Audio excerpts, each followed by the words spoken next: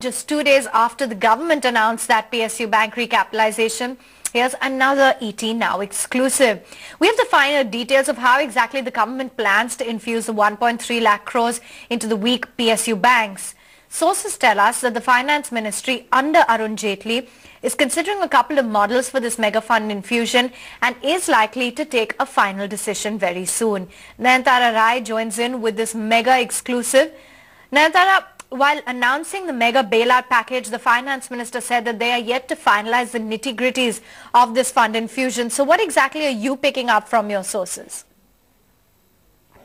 Well, we at ET Now were the first channel to get our viewers the first interview with the finance minister post his mega announcement for the reviving the PSU banks, and now we at ET Now the first ones to get to the structure for the 1.35 lakh crore rupee worth of bond recaps. So what I do understand from my sources is that what's very, very likely is that the government is likely to create a holding company, which means that it's going to transfer its equity held in public sector banks into this holding company. So there will be a transfer of ownership, and this holding company is likely to be the issuer, the issuing agency of the recapitalization bonds. Now, when you have a structure like this, when such an agency is issuing the bonds, it's unlikely to have an impact. In fact, it's going to have no impact on the fiscal deficit. Now, if you recall, the first time we heard about a holding bank structure was in 2012 when Pranab Mukherjee was the finance minister. Then when Raghuram Rajan was the governor, he formed a committee to look into this, and it was done by no other than the Nayak committee.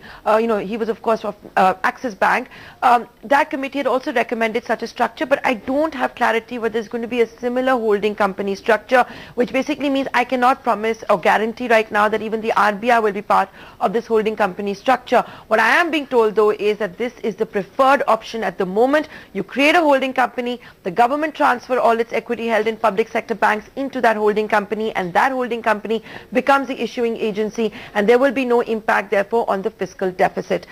Something else we should point out is that the experts that we spoke to like this idea, saying, it's operationally going to be much easier, and with government being the promoter, it will also have the final say on the downward flowing and capitalization into the public sector banks, because remember, the government wants it to be qualitative as well as quantitative. If this doesn't happen, then of course you've always got the option of the government itself issuing the bonds, raising its debt, therefore, and impacting the fiscal deficit, which could then be a breach or a spike of about 0.5 to 0.6%. But I'm being told very clearly by my sources in the government, the preferred option seems to be the holding company structure.